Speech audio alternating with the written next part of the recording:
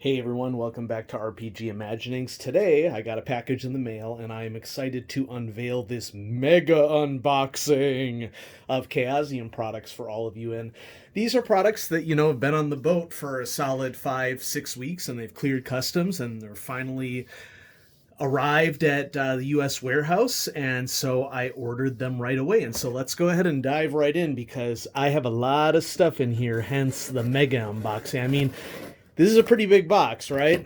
Let's just look at it on edge. Ugh.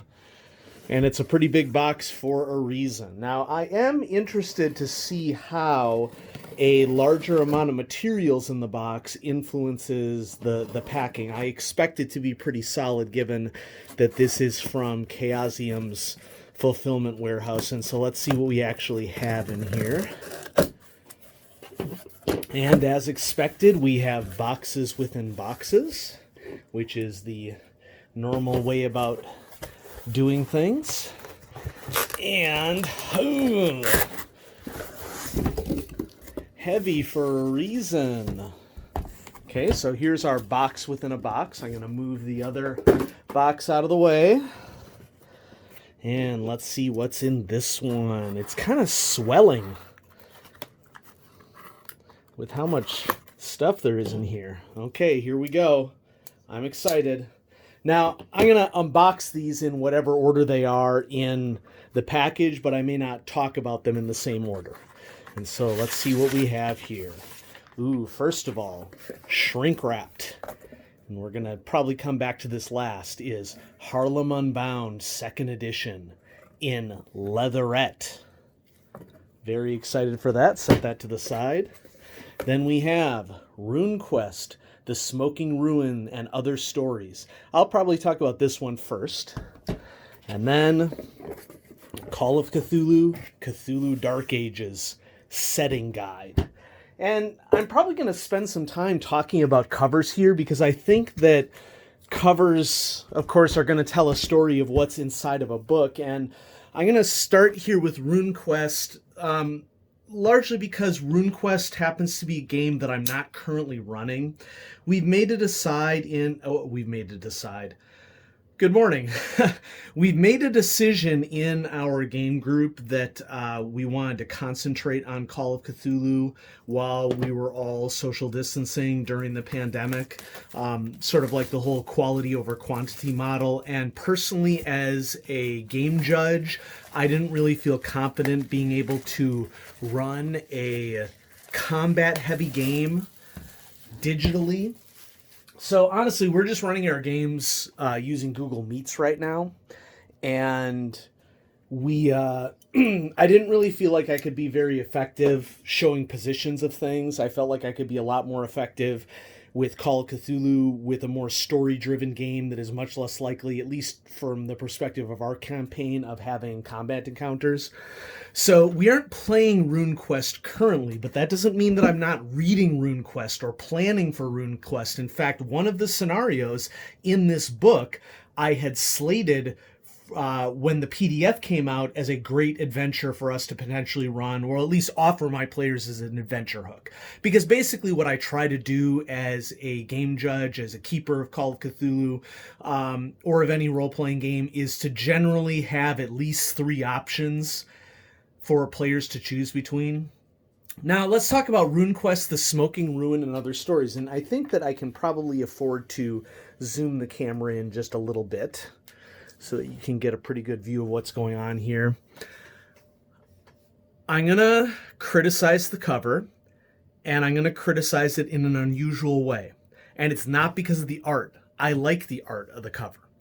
I think that the text on the cover is Chaosium being modest. And what I mean by that is that I think that this book is so much more than just 3 ready-to-play adventures for Runequest. I don't think this statement here underneath the title really fairly describes to people what is included in this book. I think that this book is more than that. And let me describe to you what I'm talking about. So we're going to bust this open. Runequest, The Smoking Ruin and Other Stories. So We look at the table of contents here, and you're probably saying to yourself, that looks like more than 3 things. And I mean, aside from a reference to the index and handouts and introduction, we have 1, 2, 3, 4, 5, 6 clear headers here. So what's going on here? This is a book that contains 3 adventures for Runequest. It contains more than 3 adventures for Runequest. So this first section right here, the South Wild, well actually these first 2 sections, the South Wilds and the Wild Temple, are really a gazetteer of a region of RuneQuest that you use in subsequent adventures. So the Lost Valley would be another example of that. The Lost Valley is essentially a detailed location that is featured in the adventure Urvantan's Tower. And then we have the Grove of Green Rock is the 3 scenarios. So if you're wondering about buying this book and you've seen the table of contents and you're like, well, where are the 3 adventures in this? What this really is 2 chapters of supporting material followed by an adventure, The Smoking Ruin. And that's a huge adventure, by the way. Check this out. From page 35 to page 110 is The Smoking Ruin. Then The Lost Valley is in another sort of encounter section, like a quasi-gazetteer sort of section. And then what follows, the scenario that is kind of linked to that, Urvantan's Tower. And then the 3rd scenario is the Grove of Green Rock. So let's just do a little flip through. We have a lot of stuff to look through here, so I'm not going to... Wow, look at that. That is beautiful. And of course you get the classic tattoos of a rune initiate or priest also on the horse. I love that. Nice map of the South Wilds regions of Glorantha. And this is, of course, south from the region up here would be Dragon Pass up here. And so sort of what you have in these first couple of pages that include this description of the South Wilds, and the Wild Temple here is a specific location. And this is all information that you can use to really enrich any scenario. You have monsters, okay, and other NPCs that you can meet, personalities. Talking fox. A fox approaches the adventurers and watches them carefully from a safe distance. And it turns out that that fox is a transformative fox. Okay, can we just take a second to appreciate the duck bear? Duck bear. I don't really know that I need to say anything else. That's pretty much all you need to know. I think that we should just wrap up the unboxing right here. Just kidding. So there's great artwork in here.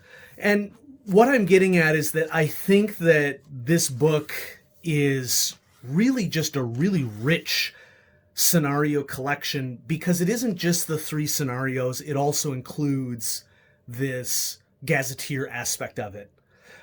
Beautiful map of Clearwine. Just a reminder that whenever you buy a book directly from Chaosium, you get the PDF along with it. And that's sort of the sample that I'm going to go through here. I don't want to showcase too much of the scenarios that are present and the personalities, because we want to try to avoid spoilers. So Smoking Ruin is the first scenario here, and I'm not really going to go back past this, but there is just a wealth of information in this book. It's so much more than 3 ready-to-play adventures from RuneQuest. Chaosium, I think you're being a little modest with this, okay, but if we were going to go in a direction, I'd rather you be more modest and have a book include more stuff than implying that there's something that isn't there. And so, yeah, check out RuneQuest, The Smoking Ruin, and Other Stories. There is another supplement for RuneQuest that is in the pipe right now that the PDF has been released for, and that is the Pegasus Plateau and Other Adventures. So that's, I believe that is a introductory scenarios, and so that's something that we can all look forward to for RuneQuest moving forward. Okay, let's continue on, because there's a lot of stuff going on here. So Cthulhu Dark Ages has had an interesting history in that it's been a part of the Call of Cthulhu realm for some time. I want to say that the first edition of Cthulhu Dark Ages was published in maybe 2005, and then it had a second edition a little bit later, and then it sort of had a 2.5 that was released just as a con-only release. And I can't remember which exact con it was released for, and so I'm sure that there's some members of the old guard who might be watching who could tell us when 2.5 was released. But this is the third edition of Cthulhu Dark Ages that has been largely reworked. Not only do we have new stats for 7th edition, but notice how on this cover, and once again we have a cover telling us a little bit of something about what's going on here. In this case, I think that it is more accurately reflective of the contents than the cover for the Smoking Ruins. But Cthulhu Dark Ages setting guide, I think, really showcases what this product is. What they've done with the 7th edition version of Cthulhu Dark Ages is to include a location for your players to play around in. In other words, up until this point, Cthulhu Dark Ages had specific stats for it. We still have specific stats for investigators that are operating in the 11th or 10th century AD. We have specific rules for that, specific mechanics for that. But what's a little bit different about this one is that we're going to see that there is actually one of those new locations for Cthulhu Dark Ages, as well as 3 scenarios. And so, this is a 2-page table of contents. This is truly a setting book where there's going to be a huge segment of this book that is setting rules, what's going on in the quote-unquote Dark Ages during this time, what would your investigators' experiences be like, and then there's a series of scenarios. So we have a gazetteer, once again, of Anglo-Saxon England. We have the A to Z of the Dark Ages, Dark Age investigators. We have some rule information, game system, how to make investigative horror come alive in the Dark Ages, Cthulhu mythos in the Dark Ages, and then a bestiary. And then this Totbur, and I'm not sure that I'm pronouncing that correctly, so maybe it's Tober or something. But this is a home-based town that your players could engage in Anglo-Saxon England. Then we have The Hunt, a scenario, The Doom That Came to Wessex, a scenario, Esweld, a scenario, and then a series of appendices that includes a glossary, timeline, who's who, etc. And I've already read a significant amount of the PDF of this book because I am just interested in the history and wanted to learn a lot about the history. And Cthulhu Dark Ages has a long reputation of being written by authors who very clearly care about their source material and want to help people to understand their source material. And so, beautiful artwork right here on the left. Anglo-Saxon England, we have sort of this gazetteer of some major locations, what social structure is like. Look at this, a tapestry. And it looks like this is a tapestry of one of the Edwards. Okay, I'm guessing that we're probably in Edward I territory.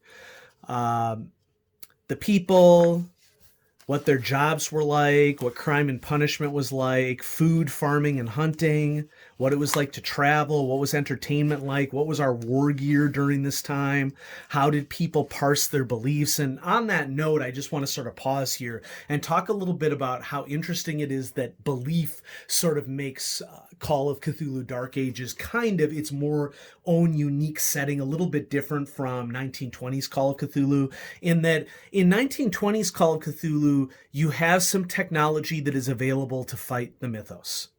Whether or not that technology is useful or not is a good question, because, of course, one of the first things that I think a lot of groups do is they go out and they buy some dynamite, okay?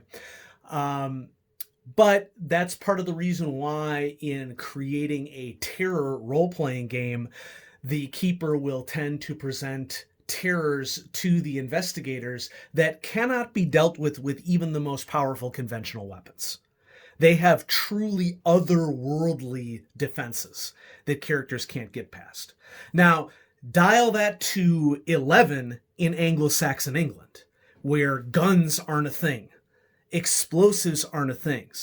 But arguably, the advantage that Call of Cthulhu Dark Ages investigators have is that they are far more prepared to deal with the psychological impacts, because they are not burdened with this idea of trying to always construct a scientific, everything can be explained, which, by the way, science does not promise that, okay? As a science educator, science does not promise that we can understand everything. That is a misnomer, okay? But I think that we have a obsession with rationalism, okay? And that is something that Call of Cthulhu Dark Ages investigators would not be saddled by.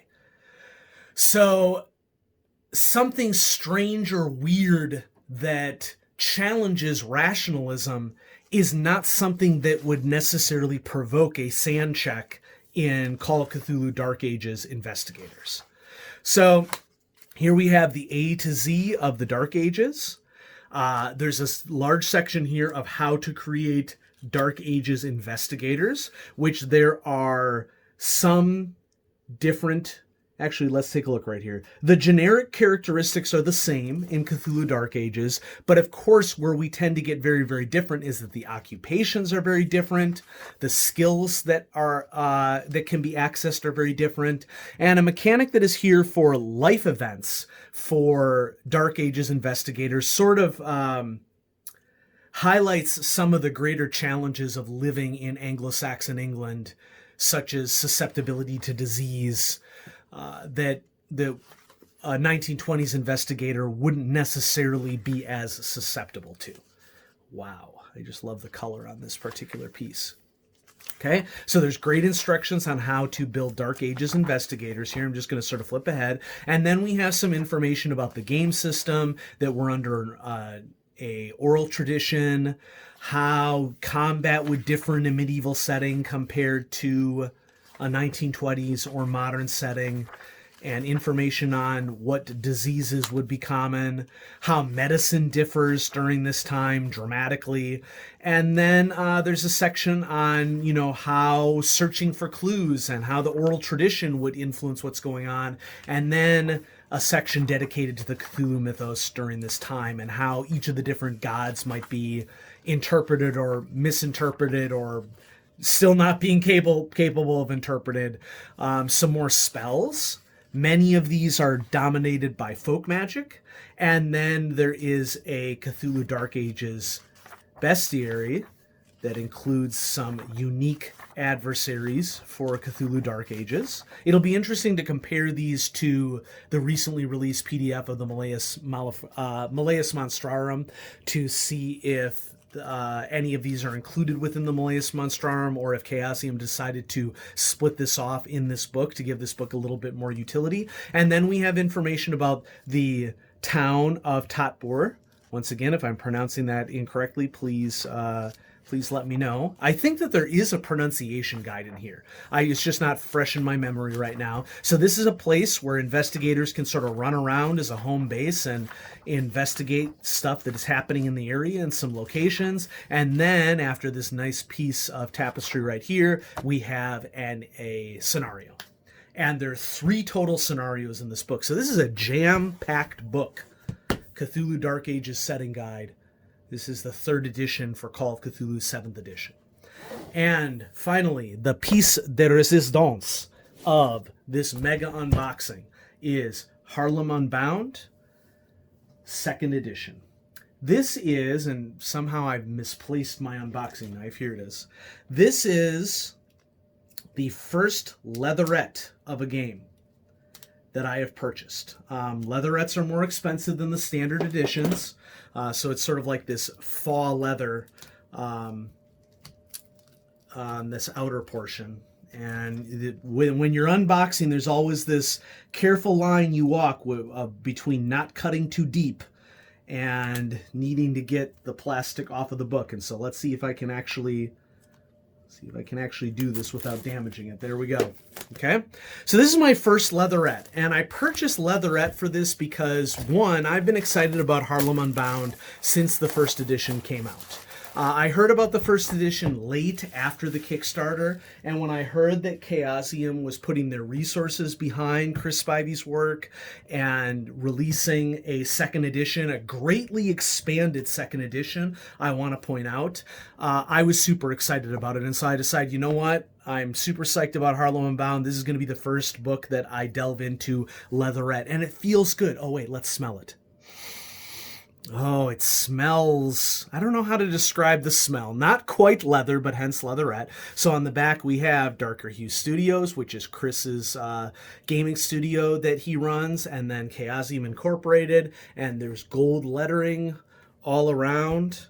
And let's go ahead and dive right into this. One of the things that I definitely want to do here is talk a little bit about what makes Harlem Unbound second edition different from first edition. And there have been some great articles that have been written sort of summarizing the differences, and I don't want to replicate those here necessarily because I'm not trying to, take away from somebody else's work. There's nothing that annoys me more than a YouTuber seeing the work of another YouTuber and then just repeating it. And so I just want to say, from my perspective of RPG Imaginings, I will see Seth Skorkowski review something, or I will see Bud's RPG review something, and I say to myself, okay, I got to wait a while before I delve into that because I just, don't want to make it look like I'm just copying their work or something. So Harlem Unbound second edition, I believe, takes one scenario out from first edition and plugs 3 new scenarios in. I think I got that wrong. 4 new scenarios in. And when we get to the scenario section here, I'm pretty sure I have a pretty good handle of what the differences are. Now, I did consider that when I bought the leatherette, I was losing the artwork of the actual release for Harlem Unbound second edition. I have it in PDF form. I suppose one thing that I could do is I could print it out full cover and insert it right here so that I had it there. But I'm also really excited that I got the leatherette version. So much of this is similar to the first edition, but one thing that I think that Chris has done that was a really good decision for this new version is that he took some of the things that were stretch goal add-ons, I want to say, for first edition, and please anybody correct me if I'm wrong, and he organized them so that they're all near the front of the book. My impression of first edition, and I don't have it on hand with me right now, is that it seemed like that things that were stretch goals sort of got added on to the end of the book, and things have been arranged here to make it so that there's gazetteer information and tips on running role-playing in Harlem, and then scenarios at the end, which is generally considered to be the way that most books are arranged. I want to do a deep dive on this book, but there's another major, but before I do that, I'm just going to do a general overview here. And there are some other changes to second edition that I think are noteworthy, largely because now that this is a Chaosium product, it means that there's some aspects of first edition that have also been excised from that edition as well. And what, of course, I'm referring to here is gumshoe rules have been excised for this. One of the things that I'm really pleased about is that a lot of the original artwork that was present in Harlem Unbound first edition is still present here. And it had this really unique, interesting black and red and white art style that I think was really evocative and still is. And I'm glad that a lot of this artwork is still in the book.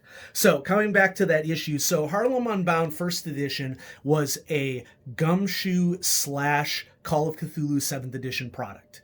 And I think it makes total sense, from a game designer perspective, why you would do something like that. Why not court 2 audiences? That makes total sense. As a not strictly. Let me clarify. I run mostly Call of Cthulhu. I have Trail of Cthulhu books, which is Trail of Cthulhu is the gumshoe system. I view Trail of Cthulhu, from my personal perspective as a gamer, as being great source material, but the gumshoe system doesn't really interest me. And I'm not going to get into the gritty details of what I don't like about gumshoe here. Personally, I like the fact that gumshoe has been excised from the book. And that means that we get all of the wonderful aspects of history that we can learn from and better understand and engage on issues such as racism in America and throughout the world without having to split our time between two different game systems. So chapter 1, Song of Harlem, gives a history of Harlem, how Harlem changed over time from British Harlem to the Great Migration.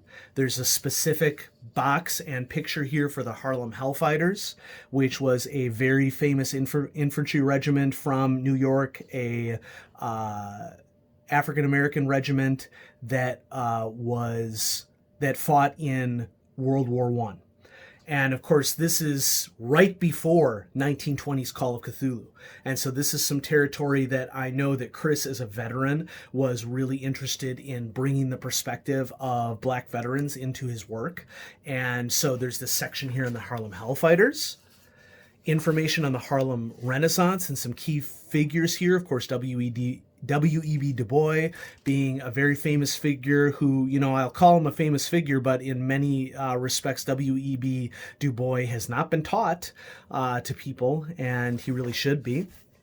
So we have this summary of Harlem, a timeline, a guide to the Harlem Renaissance and what art looked like and what music looked like and what writing looked like in Harlem at this time. What did science look like? What did the stage look like? So we have a section here on some famous Harlemites during this time.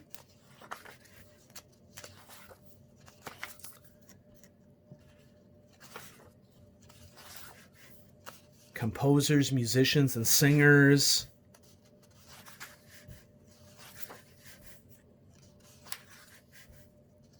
New York mayors during this time.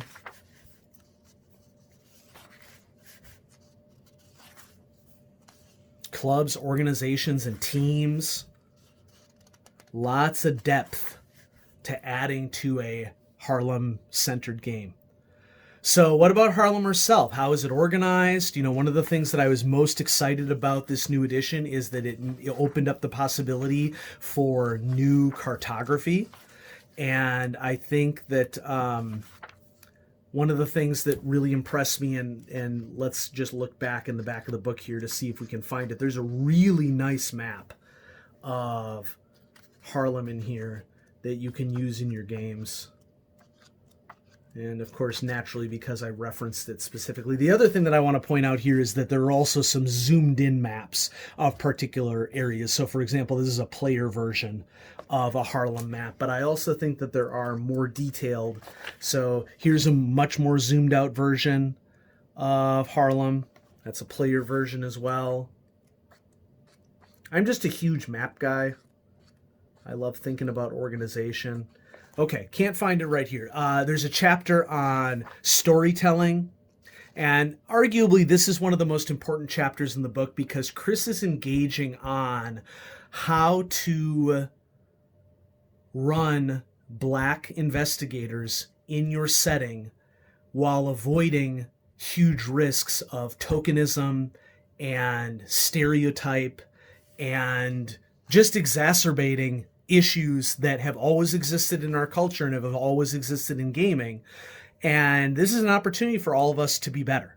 So he has his racial tension modifier that is a mechanic that was in both first and second edition. And there's just lots of guidance here for how to learn and how to listen to Black voices. And I think that that's something that we can all be better at. We have a series of scenarios. Since I'm at the scenario part, I want to talk a little bit about what's new and what's old in second edition. I want to point out here that we are on page 105 and we still have all this to get through. Oh, you know what? I found the map. What? Huh? Hold on a second here. I did not expect this. I just happened to turn to the end cap, and the reason why I couldn't find a specific map is because we get these really nice foldouts of Harlem in the Harlem Renaissance. This two-sided map right here. And then this zoomed out map, another map. That's where the maps went. Okay, they're actually included as handouts in the book. Wow, that is amazing. I did not expect that at all. So that just adds value to the product, in my opinion. How awesome is that? This is why we unbox, folks, because I want you to be able to see these discoveries as they happen. So let's talk a little bit about these scenarios. And we're already at a 30-minute video, but you know what, folks? I don't care. That's why this is a mega unboxing, all right? So there are 3 of these scenarios that were present in first edition, and those are Harlem Hellfighters Never Die, The Contender, A Love Story, and I believe Dreams and Broken Wings were the 3 scenarios from first edition. For whatever reason, and I don't know what that rationale is, Harlem Nights, spelled, Nights, but then with a K in front of it, so like knight, like a medieval knight, I guess, was excised from this edition. I don't know why, but there are new scenarios. We have That Jazz Craze, we have An Ode for the Lost, Whispers of Harlem, and Your Name in the Book are new scenarios for this collection. So this is, like Cthulhu Dark Ages, very much a setting book, but it is a setting book that is practically 5 scenarios added onto it. I mean, it's practically 2 books is what it is. And so we have, a solid 225 pages of scenarios. That is a whole book by anybody's estimation. And then a series of appendices that gives some more information on supporting cast, a glossary of Harlemese, a timeline, recommended media, and a bibliography. And so just to turn to the back right here we have the Harlem Unbound character sheet. Okay. And of course, as always, if you purchase from Chaosium.com, you get the PDF along with the physical book. So you don't have to pay for that extra. I'm just going through the index here in case anybody is curious as to what you can look up in the index. Okay. Some recommended media for everybody. I'm, of course, not going to showcase the scenarios because I don't want to spoil anything for anyone, but I do plan to do a deeper dive into Harlem Unbound 2nd edition and highlight what I think about it in a little bit more detail. And so, wow, what a mega unboxing. We have Harlem Unbound 2nd edition sourcebook for Call of Cthulhu in leatherette. This is the very first leatherette that I purchased for the game. We have Call of Cthulhu Dark Ages setting guide, which includes 3 scenarios with it as well. And then, shame on you, Chaosium, but not really. We have Runequest, 3 ready-to-play adventures for Runequest. Honestly, folks, it's so much more. It really is a gazetteer of a region of Runequest with 3 really detailed scenarios that happen to go with it as well. And so I hope you enjoyed this video. And I'm going to have some more stuff coming at you on RPG Imaginings. I have a lot of reading to do. I may do deep dives on these books or other books. Deep dives isn't something that I've really done on the channel too much up until this point, but I think that I might be at a point where I'm ready to do that. And if I'm going to start with anything, I'm going to start with this one right here, Harlem Unbound 2nd edition by Chris Spivey.